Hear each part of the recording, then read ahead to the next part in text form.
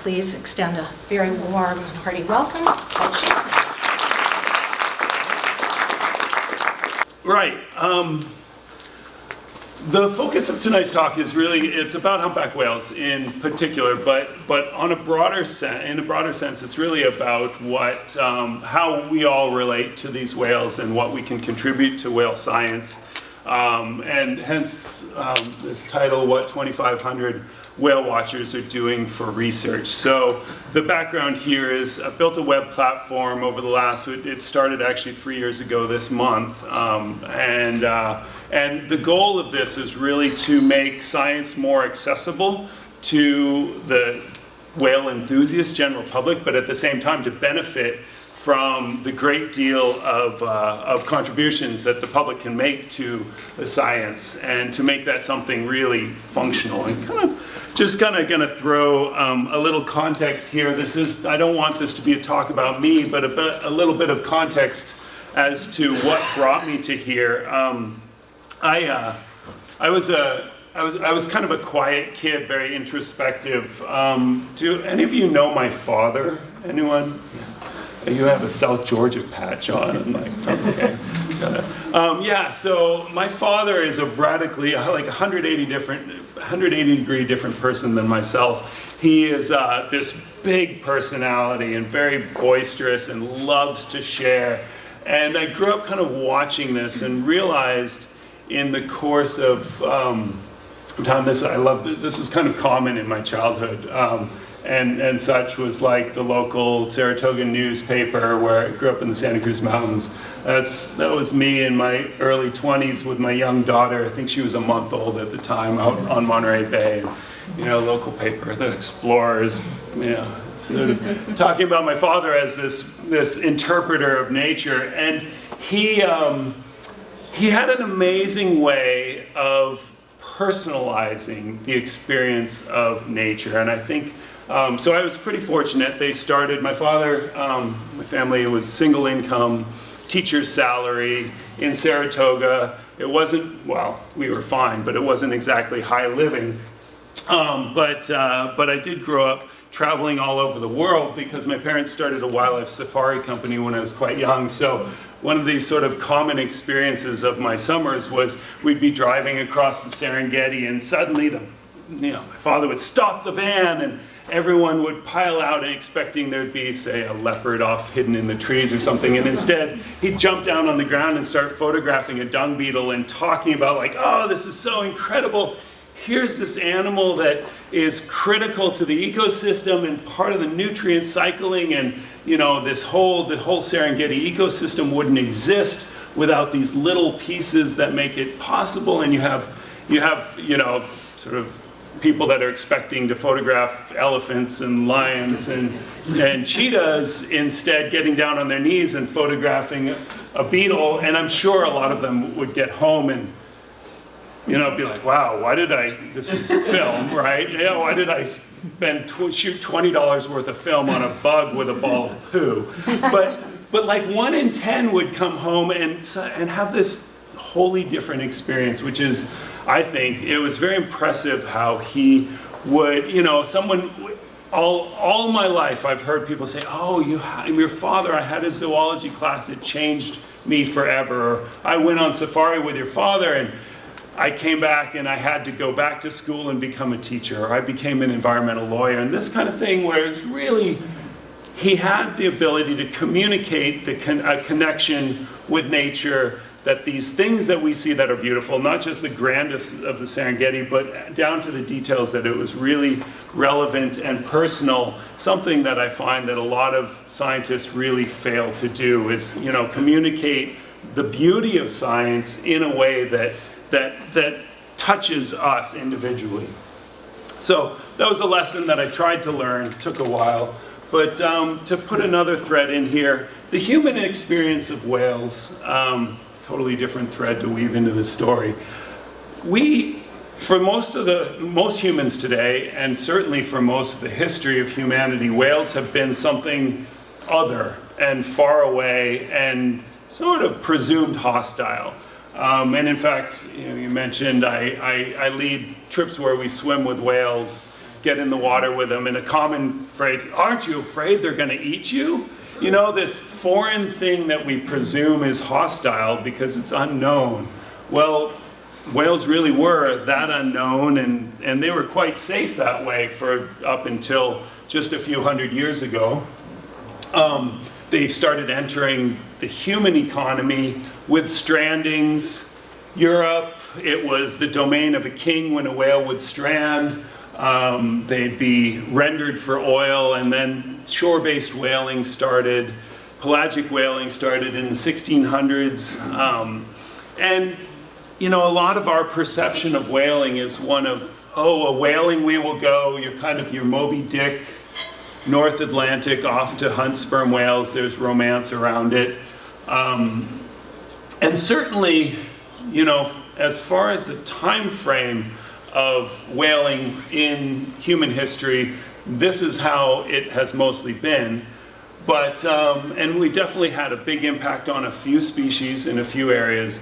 But the last 100 years, actually just about from a little over 100 years ago to now, whaling took a huge stride, and that was with technology. California, we kind of like to think of ourselves as very progressive and far above such things as depopulating the ocean of beautiful creatures like whales. But 100 years ago, California had one of the largest whaling industries around.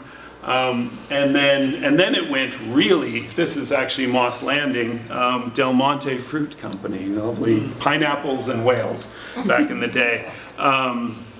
But Moss Landing Marine Station, and even closer to here, just around the corner, which way? That way maybe?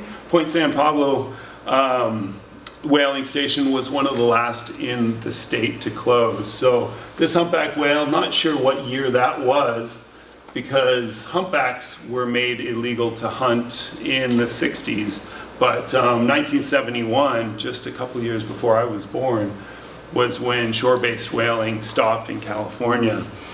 We, Izzy was just telling me, what did you say, 1,660 humpbacks taken? Yeah, from 1919 to 1930, from the two whaling stations at Trinidad and Moss Landing. That's pretty amazing, right? 1,660 whales. So today, humpback whales are mostly, we believe, mostly recovered humpback whale population in California is probably 2,200 whales. So, yeah, major whaling. But one thing that I have come to understand in traveling, particularly to Antarctica, is just the scale of what we did. And I don't want to say this as a downer. I don't want this to be kind of a depressing element, but really just a perspective of understanding the course of the life of whales on this planet. In the last century, whaling built into this industrial scale that's really hard to grasp. So I show this picture of a factory ship. It's a Russian factory ship that was part of the mostly illegal Russian whaling campaign that was kind of the tail end, the dying last gasps of a massive industry. This ship would process, I can't remember the numbers, it was something like 30 or 40 whales a day. Why was there all the crowd on the pier? It was a great job at the time. So during the Cold War era, there's a couple, Yulia Vashishenko and Phil Clapham, who have done a great deal to document this, and it's a fascinating historical story. But essentially, during the Cold War, they were out there saying, well, we better take the whales before the capitalists do, and their whale quotas, if they beat their whale quotas, they'd be well paid. So it was quite a good job. The problem is that the next year, the quota would be set at what they managed to catch. So it was ratcheting up the catch while the whale abundance was declining. So, and they'd be at sea for, 6 months with a crew of 400. So what you're seeing is the families of the crews. 400 on the island? I think that factory ship would have a crew of about 400. It was quite a place, labor intensive. So graphs are boring, I'm sorry about that, but imagine what 250,000 fin whales looked like, taken out of the ocean in the period of 1950 to 59. We have roughly 2,200 humpback whales in California waters. In the first decade of whaling in the Southern Ocean, this is all Southern Ocean, where 2 million whales were taken in the last century. About 18,000 whales were taken in that first decade. And that was like 5,000 whales, 5,000 whales, 4,000 whales, and then it quickly declined, right? Because this was essentially mining. This was not a whaling we will go. This is the removal of biomass from the ocean.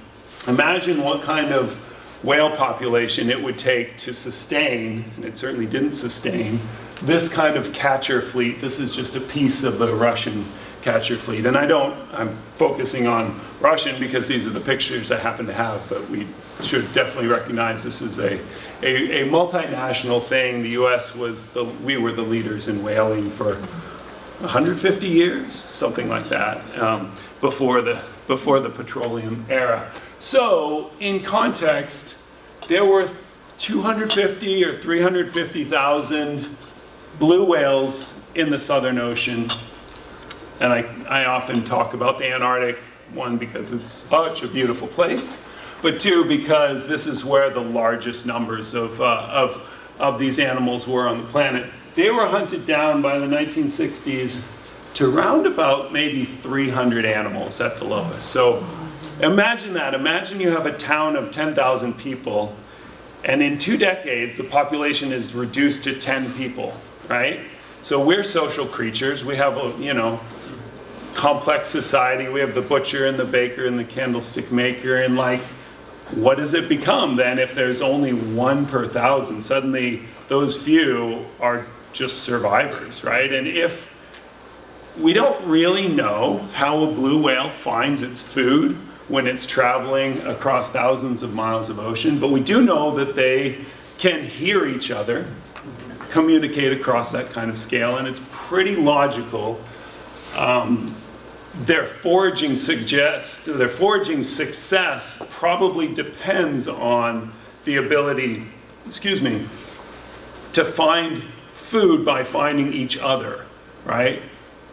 Where's the whales around? Where are they? Because krill, especially in the Antarctic, very patchy, big patches, but not necessarily patches that you can just randomly wander and find. So imagine what it was like for these whales that are used to an ocean full of themselves, and suddenly they're basically alone. So it's kind of wild, and it's in a way we're only just coming to realize, but round about when I was born in the early 70s, the oceans were pretty much empty of whales relative to what they should have been.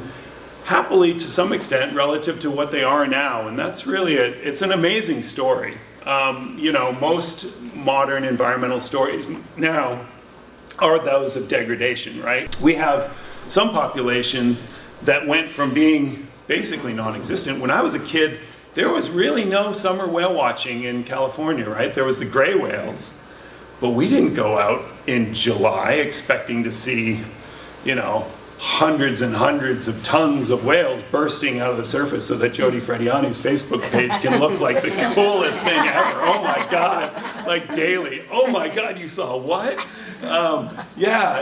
So a couple things happened. One, there was the Save the Whales movement. That's a fantastic, Roger Payne documenting the songs of whales. And such, and people realizing, hey, there's something beautiful out there that we're about to lose.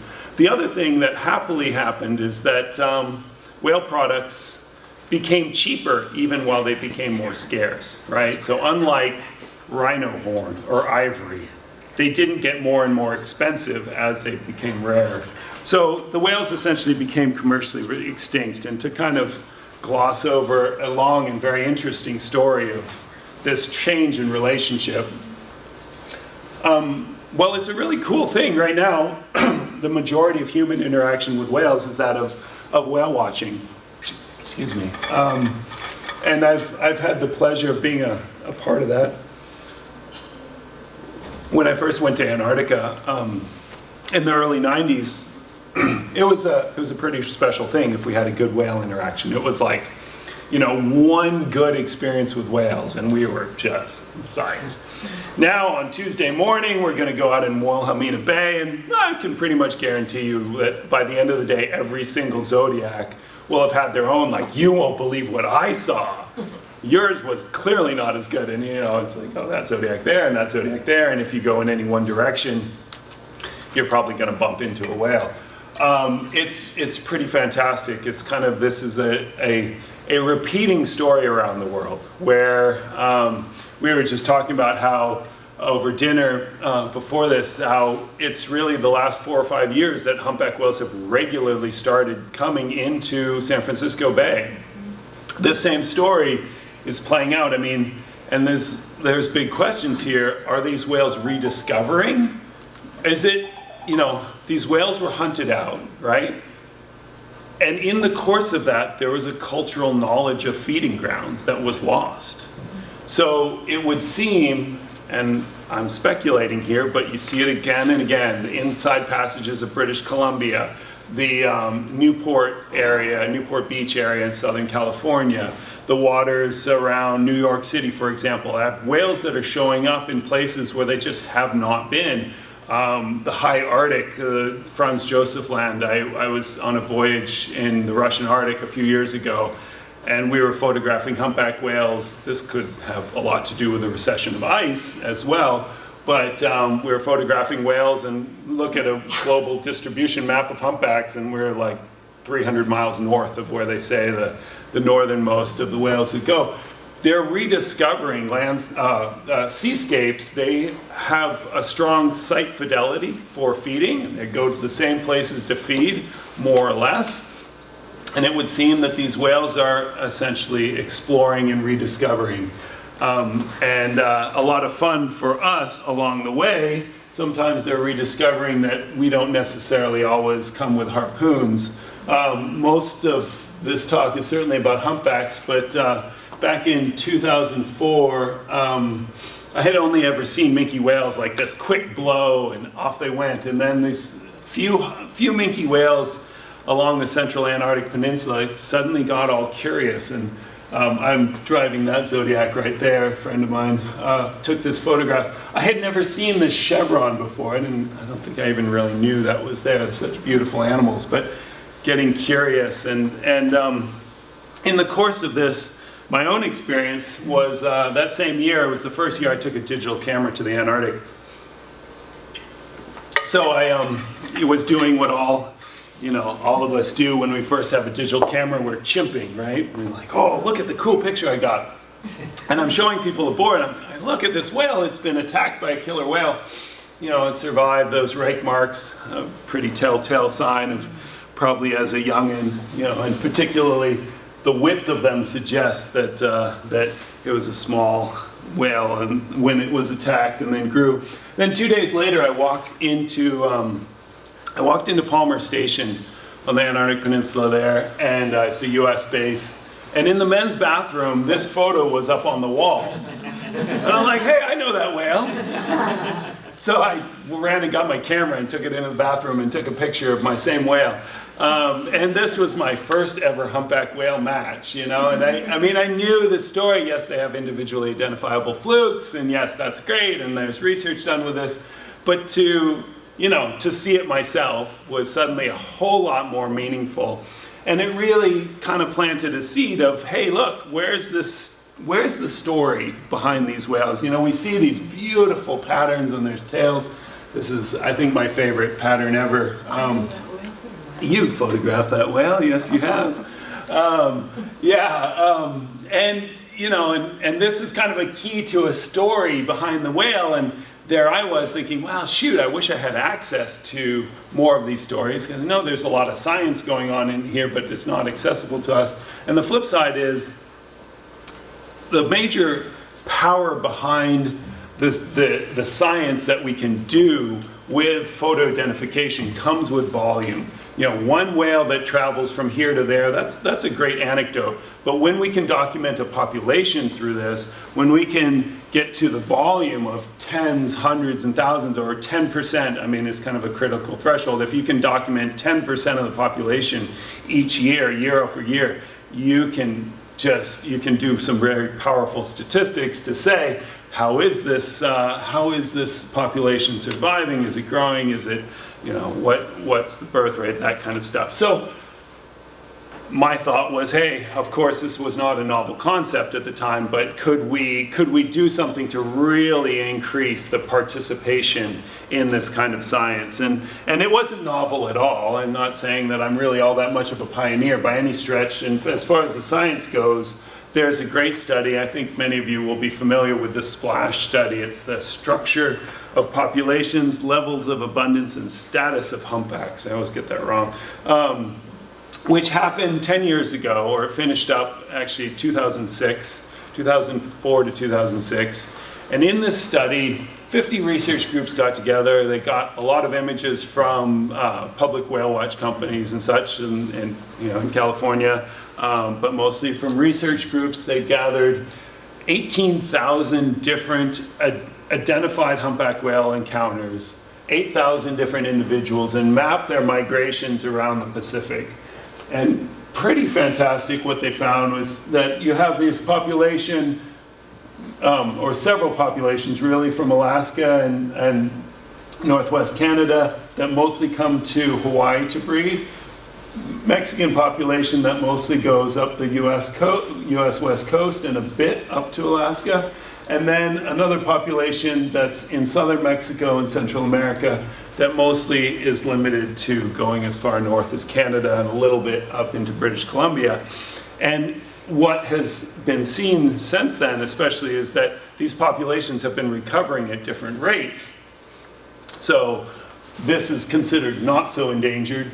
The Mexican population considered threatened, and then the Central American population now considered the one in our region that's still truly endangered. So, but there's a lot of questions into that. Why, when these whales are all mixing in these waters, are some more endangered than others? A big part of my own motivation is, well, there's a lot of stories behind these tales.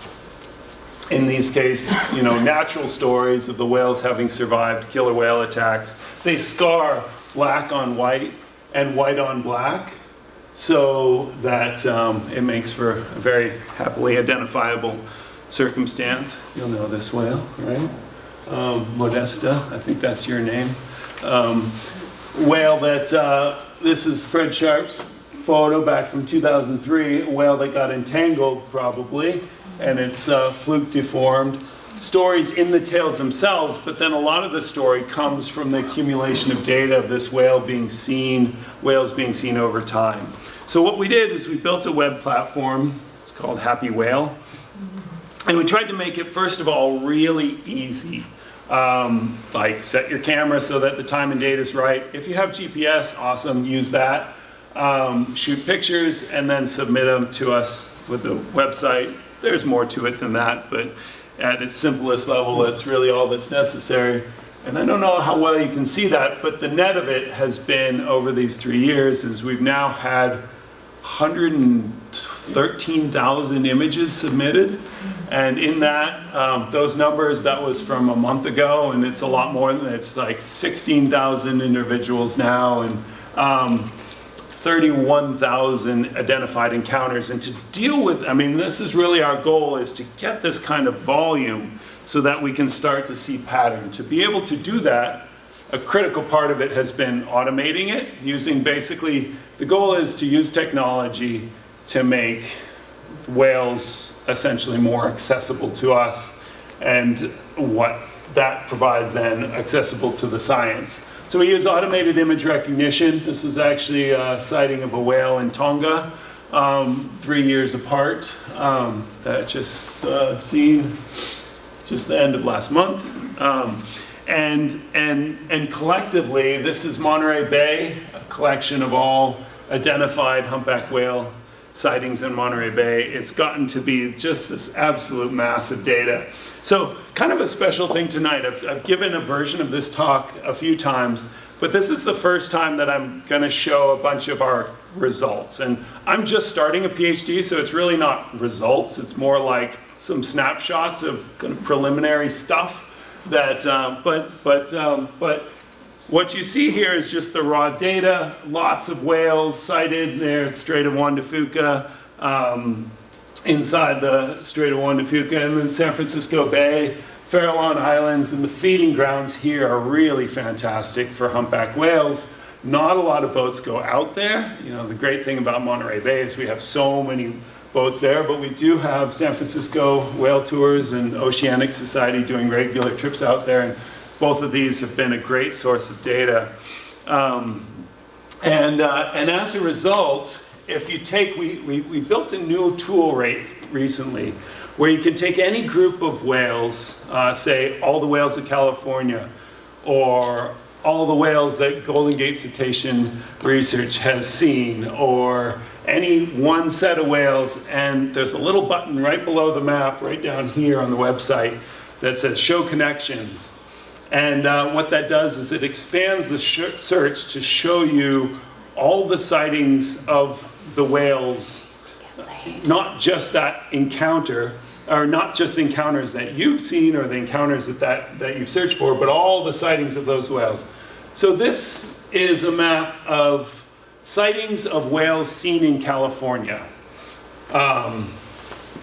We've had just a couple cases of whales that have gone to Hawaii, a handful of cases of whales that have come past our feeding grounds and then carried on up to Alaska.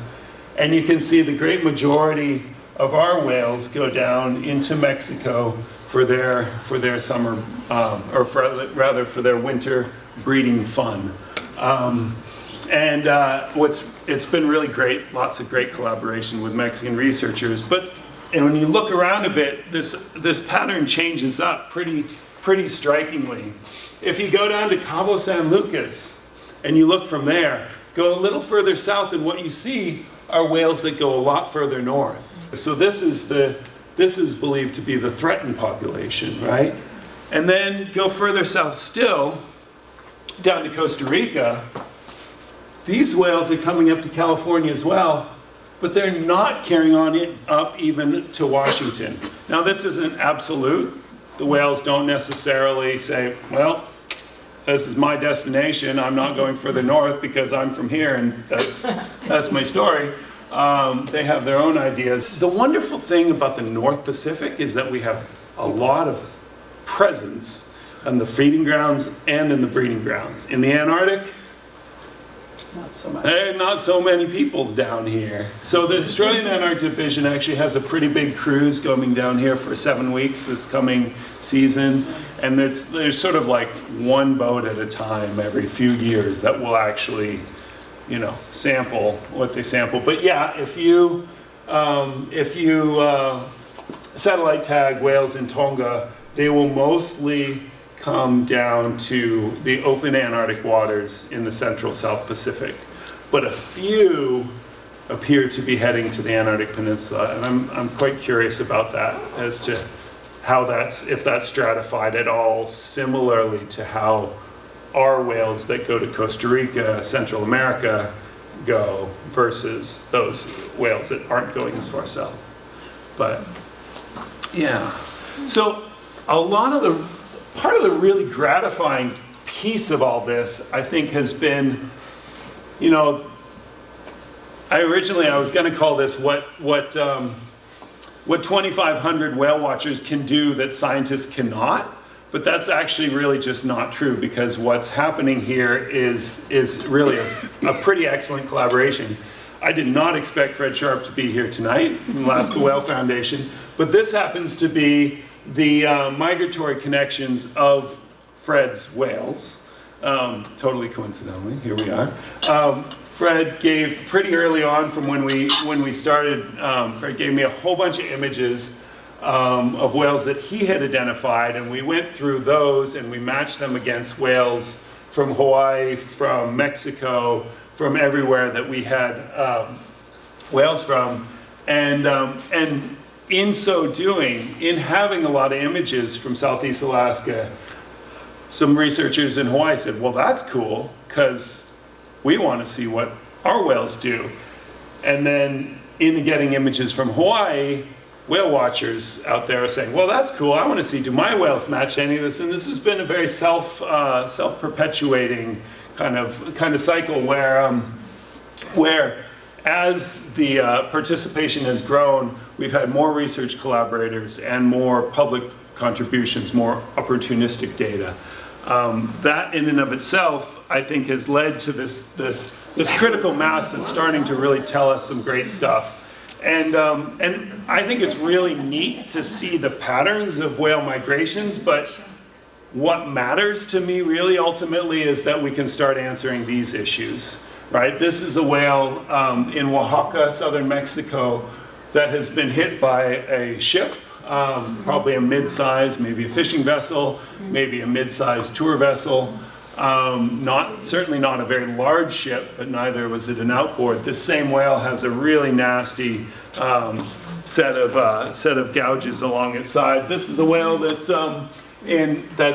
regularly in Monterey Bay that's named Fingers because its left fluke has a bunch of, well, it has sort of fingers left on it after where it's got hit by a propeller. You can see this scarring on its flank. Got hit by, it's probably about probably a 50-ton vessel or something like that.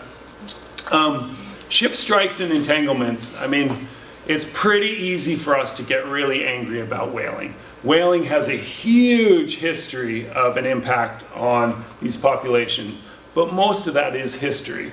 Now, the real dangers these whales face, other than the long-term, what state of the oceans, climate change and whatnot, it's really ship strikes and entanglements, and these are real killers. We don't know the scale of it, and that's really a lot of my motivation is, can we get enough data together that we can start seeing survivorship? And when you start talking about how the most endangered population, as we understand it, is that Central American population that then spends its feeding months in the most urbanized part of the North Pacific waters, that is coastal California. Well, ship strikes and entanglements start to play into this really significantly. Sorry about the rather gory imagery here, but it's nasty stuff and not a pleasant. This is just strictly from a human, animal welfare point of view. And this is an entanglement that the whale got out of. Nasty, nasty stuff. And if a whale dies of an entanglement, it's usually a months-long process where they're dragging gear around and starving to death or dying of infection and such. I was super excited to, this was kind of recent that that some of the data we've gathered got into the process of trying to manage the entanglement. Kathy here asked me for some data for the early part of this year in Monterey Bay, to look at where are the whales in relation to where are the crab traps. And the very natural question that came here is, okay, cool, well, that's where the whales are, but where were the whale watch vessels? What is the effort related to? These are not the product of organized surveys from whale research. So one of the cool things that we've been doing is collecting effort data, and this is something I'd love to see from more like San Francisco Whale Tours and Oceanic Society, where there's a vessel track for each day out on the water. So we can say, okay, cool, there were, whales are concentrated here. There were boats out here, but there weren't whales out there. Pretty easy to do, just takes a smartphone, or in some cases we can take the GPS data straight out of the ship plotter of the ship, of whatever GPS unit, but and also makes for a cool map at the end of the day of your whale watch trip. What we've seen is that, well, gosh, I went through this morning and I looked at whales that we have sightings of those same whales entangled to see how many of them do we know have survived, how many of them have we not seen again. And we had 13 cases of whales that were seen while entangled that we have photographs of. There's other whales that we know were entangled and have seen since. But 13 cases, and of those, 8 of them we have not seen again. 5 of them we have. Of those 8, there's a few of them that it seems pretty darn likely that they succumbed.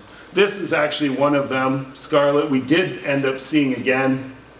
But then we also know that she probably died of her entanglement. She actually managed to get out of her entanglement, Scarlet did. This was a whale known from the 90s, known by Cascadia Research as a female. Shortly after, because of her entanglement, she basically wasn't feeding, her body condition declined. She got the name Scarlet from these cyanide lice that started covering up her body. She did throw her entanglement. She wasn't disentangled, but the entanglement came off. She was breaching a lot and tail slapping, and eventually managed to shed the entanglement. She did start to recover. She actually got to be, over the course of from August to November, December, she actually got to be looking pretty good, at least skin condition wise, although a bit skinny. But then she disappeared for a few months, then she showed up in April, and we were so excited, and then she died.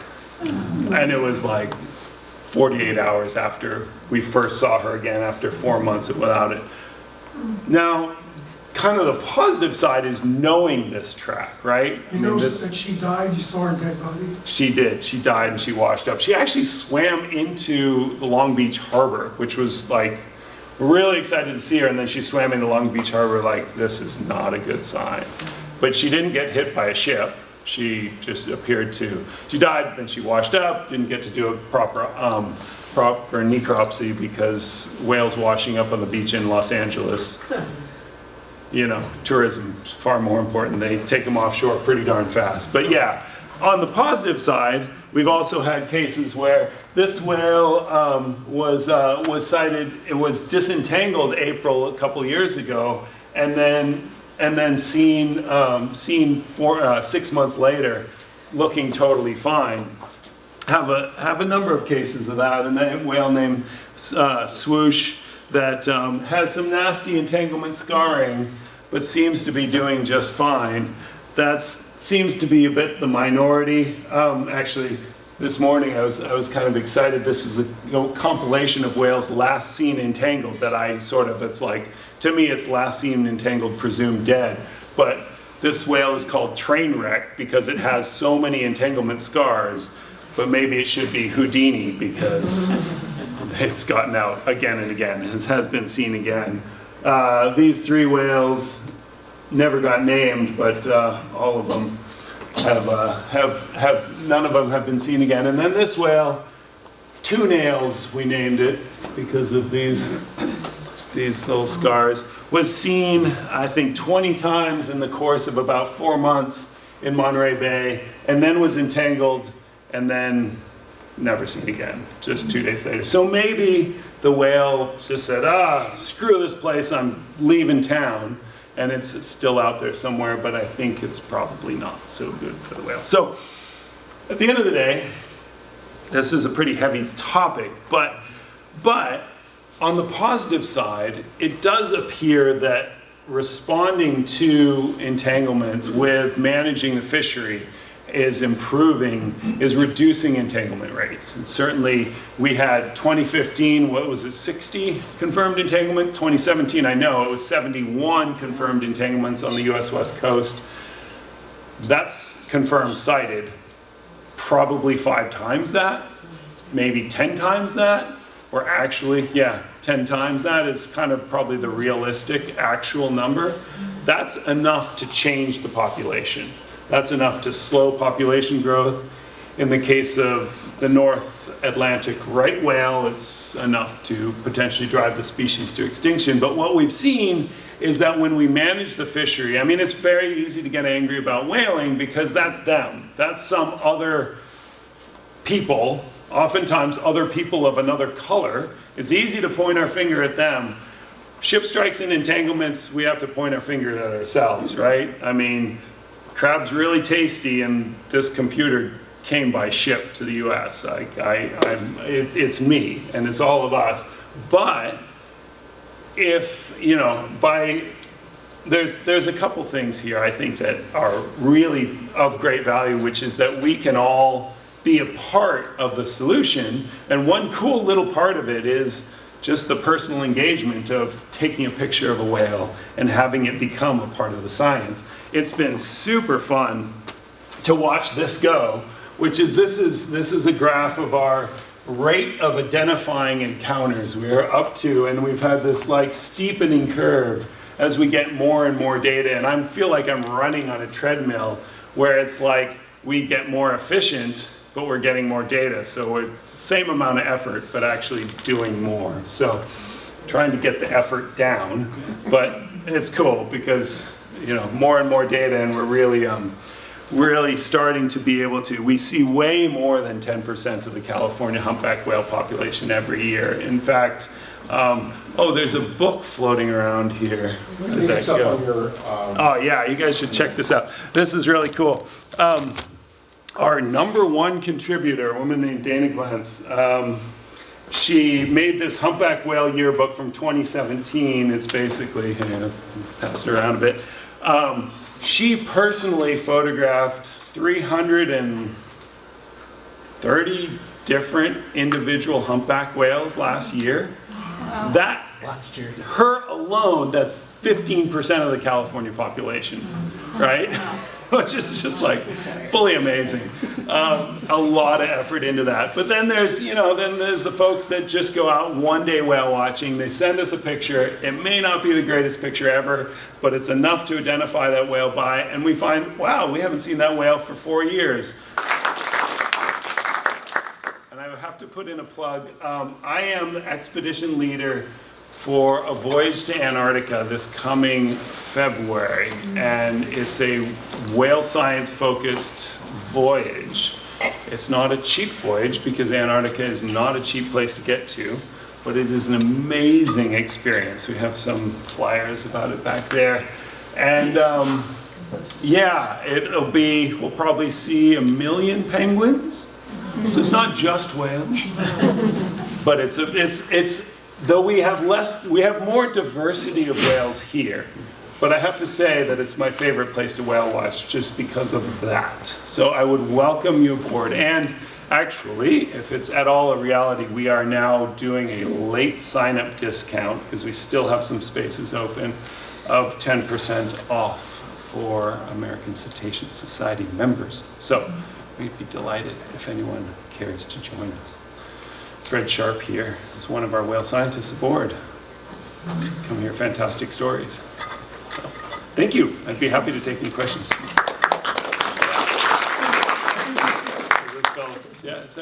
Yeah. You mentioned that the humpbacks have sight fidelity.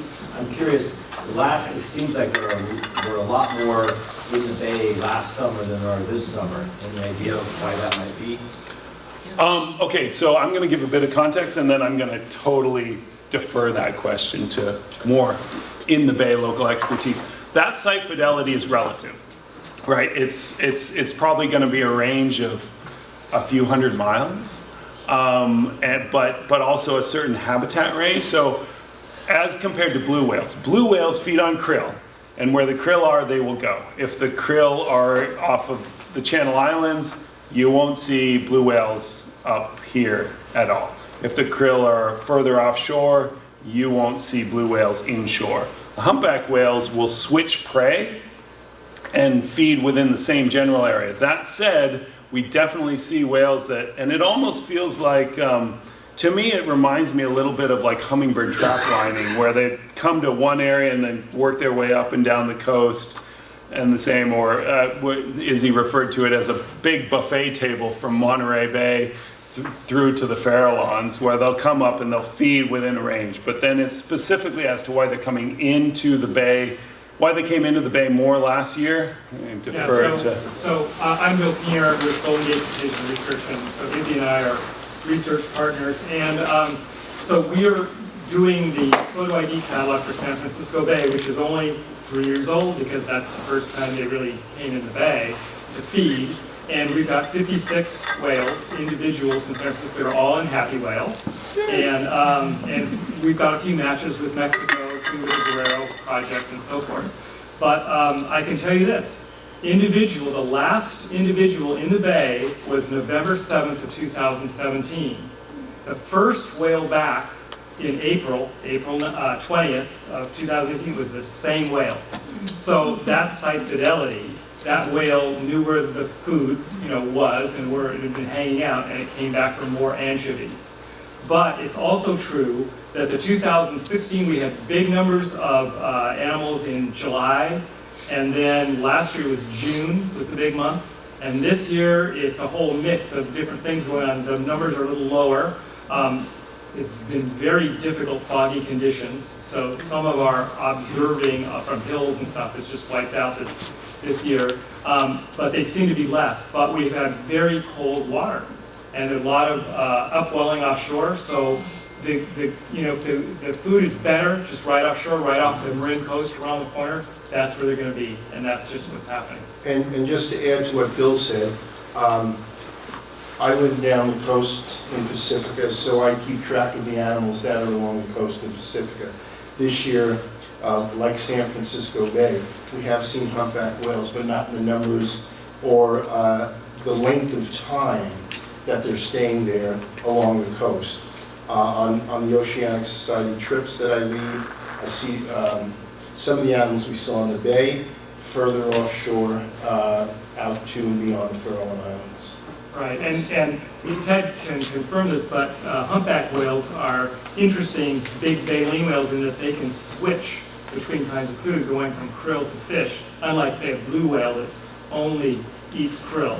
So that's, if the krill is a little bit denser or, right offshore, then that's where they're going to be. Yeah. Which is a cool thing about humpbacks. I mean, it does seem they may be of the whales of their class, or the rorquals, these sort of big gulp-feeding whales, the ones that have the broadest diet range. So you've got Southeast Alaska, where they do this incredible social bubble net feeding.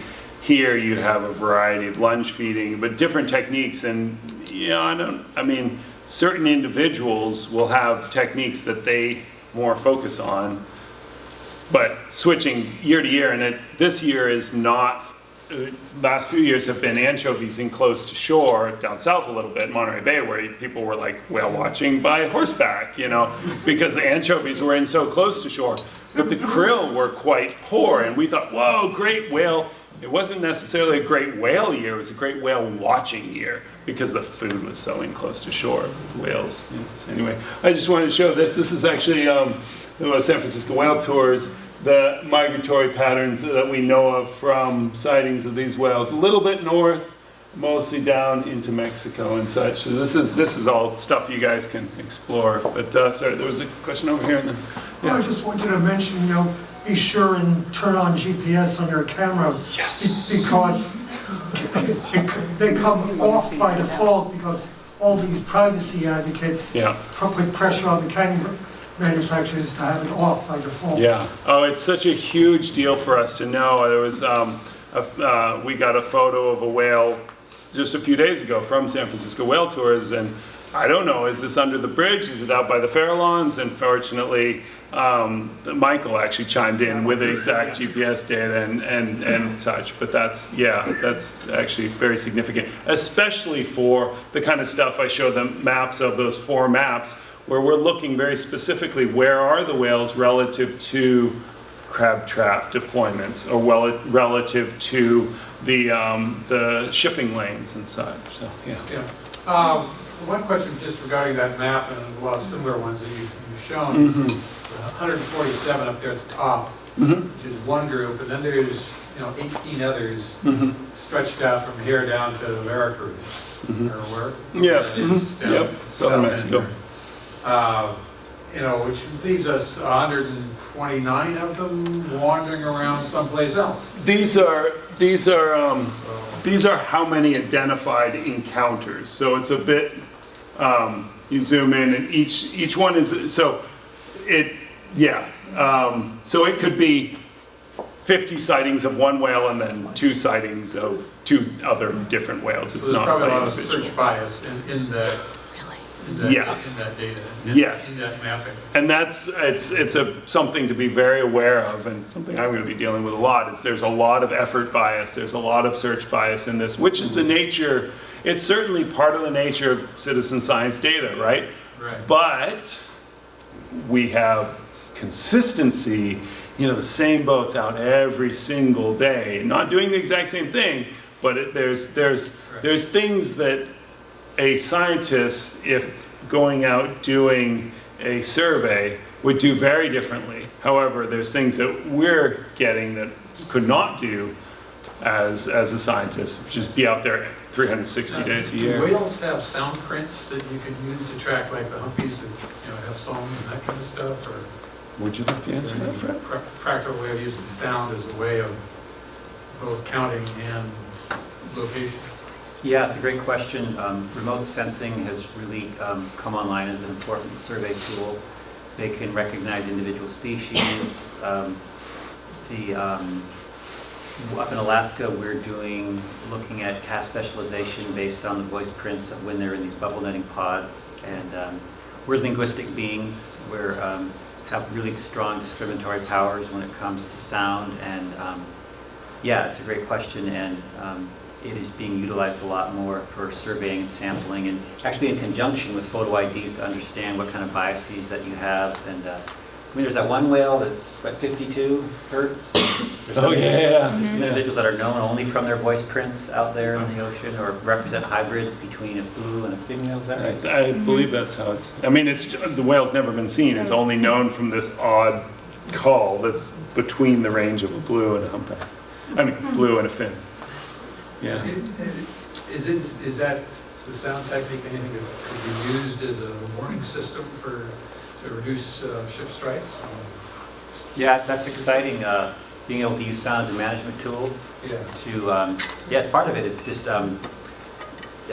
demystifying what they're saying, right? And humpback whales have this incredible social chatter that's made up of, depending on your measure, anywhere from 16 to 25 different symbols. Each one of their calls is a lot of surface area for encoding information. So absolutely, we're doing some playback work up in Alaska, just starting to project these sounds and use computer enhancement to presumably add emotional content, which might get their attention or potentially be mounted on the bow of a ship. So the future is very exciting. Yes. How has the plastic or garbage impacted gas? Yeah, so how is oceanic garbage impacted? Humpback whales are very susceptible to entanglement. They're not so susceptible to engulfing plastic. That is proving to be a major issue for sperm whales and a number of other toothed whales. But sperm whales they feed on squid, and there's been, gosh, I'm not sure by the numbers, but a number of cases in the Mediterranean in particular, which quite frankly I can't imagine how a sperm whale population survives there. It seems like a pretty brutal place. But where they're literally starving with their stomachs full by eating, any number of things that look like it might be squid. And these are whales that hunt acoustically. So they're in the dark, hundreds of feet down, hundreds of meters down, just going from squid to squid to squid. And instead of getting squid, they're getting chunks of plastic. And for whatever reason, acoustically, maybe individuals, the ones that survive are the ones that learn to distinguish between plastic and squid. But it's a big deal, Yeah, Jody. Well, just a little bit that I know about that. One is I saw a video this afternoon of a humpback whale that apparently was feeding very close to shore in Iceland and opened its mouth and released a plastic bag, which is rare or rarely seen. But there is a researcher whose name is escaping me right now, who's at Hopkins Marine Station in Monterey, or Monterey Bay, and he's been studying why there seems to be, like certain birds, albatross and stuff particularly, end up with lots of plastic that they're feeding, and he's determined that they are attracted by the scent of certain chemical that's released from algae. And the fish that they would be feeding on would have that signature, and the algae grows on plastic, and so they're being attracted to plastic. But he's also done some stuff on whales, and so he said the average blue whale gulp is 87,000 liters in the off California coast. The 0.1 to 3 pieces of plastic per cubic meter. So as a result, that's just like microplastic in the water, that each gulp may contain 8 to 260 pieces of plastic. So it's not on a gross scale where they're eating plastic bags or balloons, but they're eating microplastic, and they're eating like huge volumes. What did he say that, or this is somebody else, and DeFord did a study, found a 5% plastic incidence in North Pacific zooplankton. So that's not just the water, but this is in the krill basically. That scaling up would mean a single blue whale ingests 1.4 to 2.9 million microplastic pieces daily. But when they ingest that, what, like you said, 86,000 liters, but don't they squeeze it out between their baleen plates? So how much of that plastic is so micro that it actually doesn't get I don't know, swallowed? but the water is the smaller ingestion of plastic. The krill is what they're trying to eat, and that stays in with them. Yes. I have a question about you were citing figures for the number of whale entanglements per year of last years. So for those numbers that you gave, how many had disentanglement teams go out and successfully disentangle? Very few.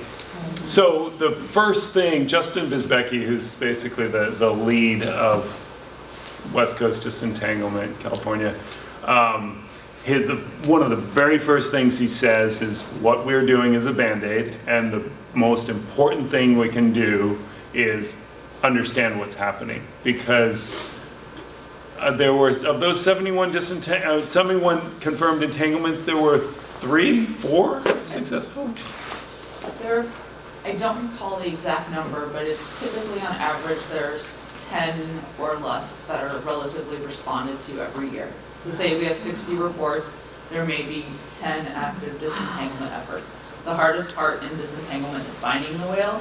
So if you are out there on a whale watching boat and you see an entangled whale, if you could stand by until trained responders get out there, that is the best possible thing. I don't have the exact number, but for the cases where trained teams have gotten on site to entangled whales, the success rate is 80 to 90%, kind of depending on the area. So if a trained team can get on site with an entangled whale, you'll likely have success, but not every entangled whale is going to have a response. So that's why a lot of effort is being put on reducing the risk for entanglement. And thank you to everybody in this room that has been putting their photos on Happywhale, because that data is being used in that effort to help reduce the risk. Well, even if we see a whale that's entangled, it's not always possible or not always safe for you to send a team out, correct? Or you know that there's not going to be a way to disentangle the whale, and I'm thinking about the whale with the metal grate on his head. Oh. Yeah, that one would be very difficult. We have the satellite telemetry that we have available, so if it's getting late in the day or weather is changing, we could put a satellite telemetry tag on the whale so we could find the whale the next day, and we are getting more of those resources available throughout our entire network. But yeah, there are some cases when, unfortunately, nothing is possible. But getting the photos is used towards the prevention side, because we don't know how they're getting entangled or why. Humpback whales are curious, they may be playing with things. So the more information we can gather about the entanglement itself, that will help us work on solutions for mitigating. Did we ever find out what that object was, what that metal grate was? It might have been something from a oyster trap system, but we heard any more on that one. They unfortunately, Yeah, they it lost hasn't been recited. Yeah, for those who aren't aware of the situation, it was a crazy one. There was a gray whale that literally had a rusted metal square around its head. And yeah, not so pretty. On a positive note, you know, if you do get involved in an entanglement, we might name the whale after you, as was the case with this whale, where it's named after the fishing vessel that responded to it. Well, how do you cut the lines off of them? How do they get close enough? Disentanglement itself is an incredible effort, and the first thing is safely, because and you know, the Disentanglement Network was very proud for a long time to say that they'd never had a major injury, and then a fellow was killed last summer after cutting a North Atlantic right whale free. The whale and right whales are kind of like that. They're trapped up and then they're free and they respond violently. Humpbacks are a bit mellower. They actually, so they,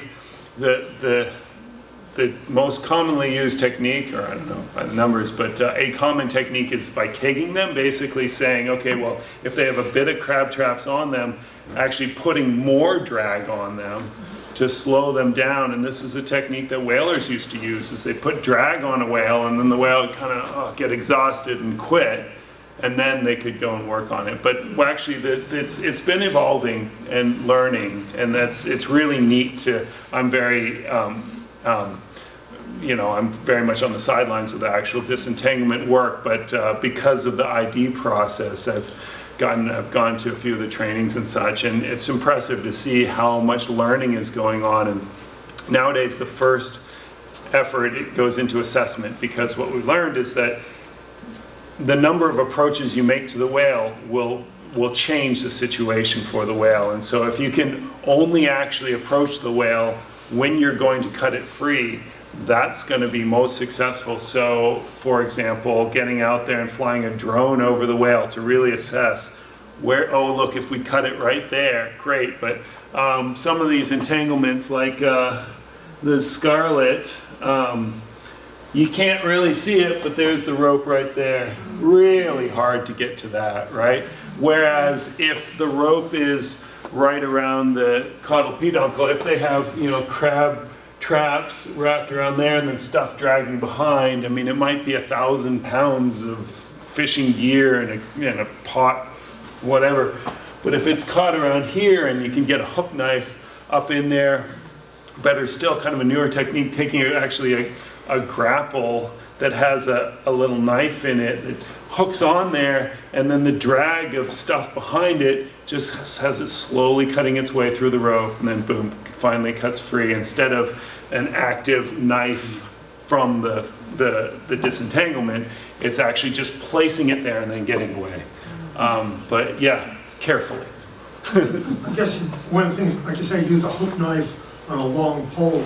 Yep. But there's more to it than just that. Yeah, and you know, the boat driving part of it's impressive. Yeah, the response is impressive. Unfortunately, it's, you know, 5% of actually detected entanglements. So really, to me, and it's very exciting to be involved with, but much more important is the boring stuff. How do we stop it from happening in the first place? Because that's really where the numbers are at. So I have a two-part question about the website itself. Yeah. First of all, is there going to be a time when it expands beyond humpbacks and you're identifying rays or killers on there? And the second part is why patches?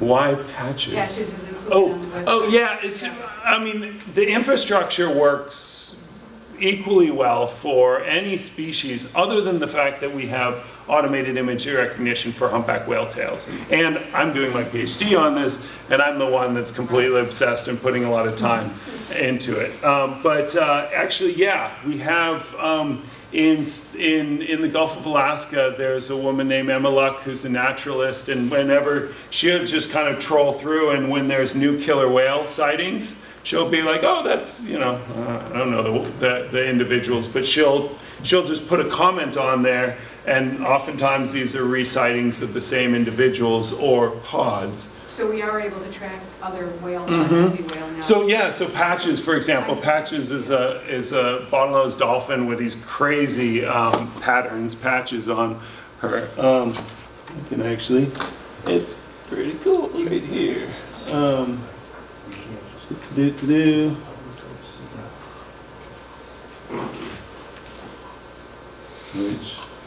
There we go. Yeah, really wild looking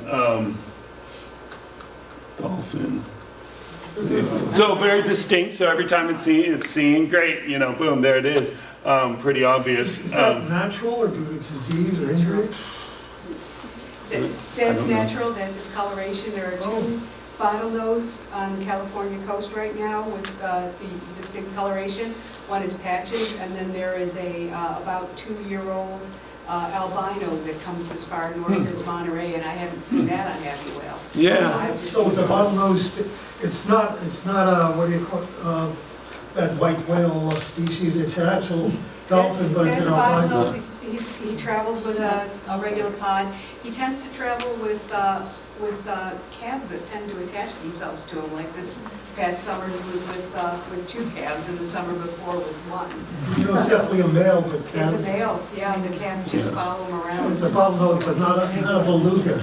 No, Not a beluga, no, not at all. That's what it's called. It's an Yeah. outdoor bottlenose. Yeah, I just wanted to add, because we were talking about bottlenose dolphins, you know, there's a lot of work and a lot of catalogs for different species. They're just not right now where the public can input data. Like for the coastal California, for the coastal bottlenose dolphin along the coast of California, scientists from as far south as Ensenada, Mexico, and as far north as the Puget Sound, we have a catalog that we add to, but right now it's not set up for citizen scientists to send information. Although citizen scientists will send photos to individuals.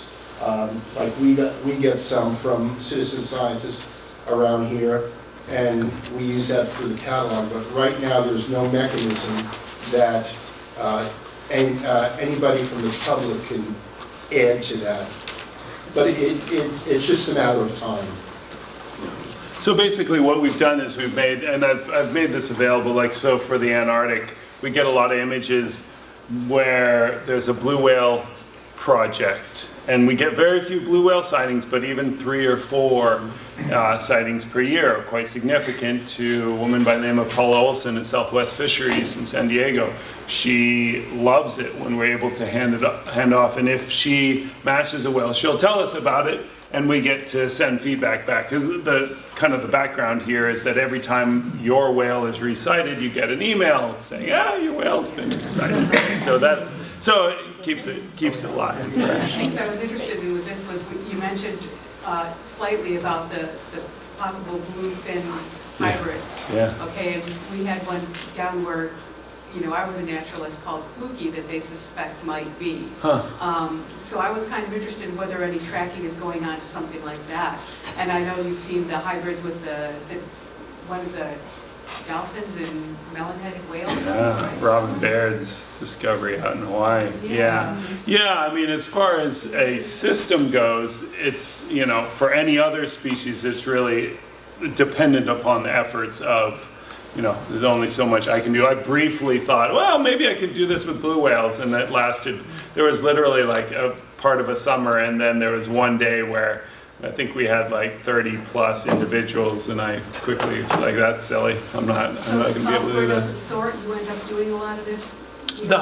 With humpbacks, we find, so with humpback studies, they typically get 90+% with manual with manual matching, typically 90+% of possible matches found. Our image recognition gets about 70%. So where we're at now is, okay, cool. If we didn't find an automated match, somebody has to go and manually look through that. So there's a network of volunteers that do that, and it's super cool. And there's a guy up on Kodiak Island who has long, dark winters, and he does a lot of image matching. And I'm just like, you're awesome, because my brain not happening. Work intensive to go through all those images. It's just, and it's gratifying because you do find matches, but it's a particular mindset, So But, Ted, yeah. are you looking for help from people who have experience in machine learning and to potentially help you train your AI to recognize blue whales? I'm and actually other really species? excited about this. I'm not going to actively work on other algorithms, but if there are algorithms that are capable of working with other species, we could build it in here, and I look forward to the day of that. I mean, in 10 years' time, the recognition of many species will be easy. Right? Right now, this is really pushing the frontiers of, this one-hit matching is tough because you're basically saying to a computer, okay, here's one look at a whale, now find it. Google has actually offered up, they do an algorithm development competition. This is going to hopefully start within the next few weeks, where they offered up, I'm super psyched about this, they offered up $25,000 as prize money for algorithm developers to basically improve upon what we have. And so pretty exciting. We'll see. I mean, it may produce nothing good at all, but it may produce a significant improvement. Our first version of an algorithm found about like 30% of potential matches. And I was doing a lot of manual matching at the time, but now, 70% means that I can do big comparisons from, I got a set of 3,000 images from Kodiak Island and the Alaska Peninsula from a researcher named Bree Whitveen, and I found 600 matches in that set or something like that. Right. Yeah. So on average, how many images are you getting a day? About 300. Yeah.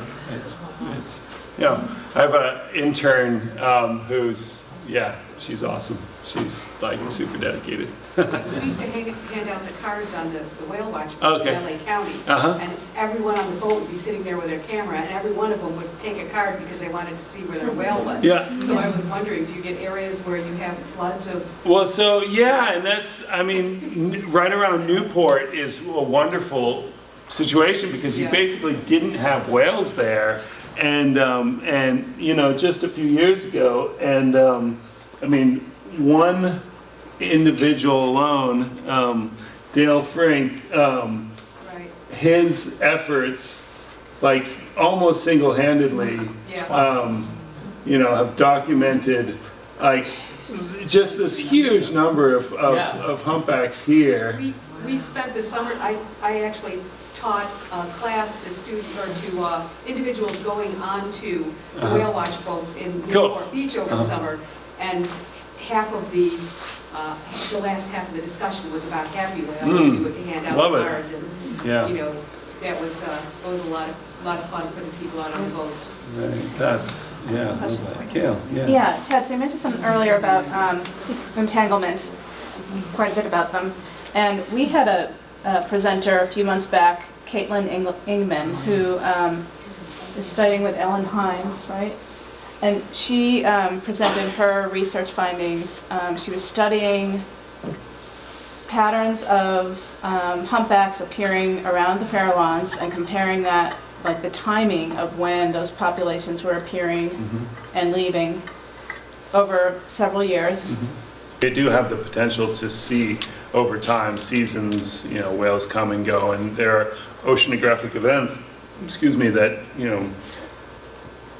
the crab fishery is not going to manage around wind events, but that clearly has a big impact on, big wind event and whales come into Monterey Bay, for example, and then suddenly are in that interface with crab traps and then move out. But the ramp process has found that there's some fairly clear oceanographic signals that cause the whales to come in and go, temperature or such, but you're gonna... Yeah, I was just gonna add on to that. So I'm on a working group with the state of California as well as NOAA and several other nonprofits. And this is the exact issue. We're working with the commercial and recreational Dungeness crab fishermen because a lot of the entanglements that are reported, we don't know what type of gear they are fishing with.